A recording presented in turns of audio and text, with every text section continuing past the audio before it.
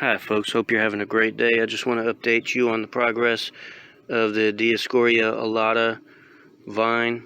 It's the white winged yam that it produces. It produces the yam, and we're heading into winter right now. It's almost mid-November.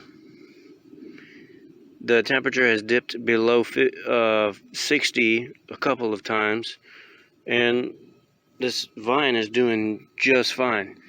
Its sister vine, however, has been suffering diebacks, so I really wonder why, but it's interesting to see that it is not dying back. We're gonna see how low of a temperature it can tolerate here in zone 9B, Florida, and this is pretty much just one big experiment. I'll keep you updated. Thanks for watching. Have a good day.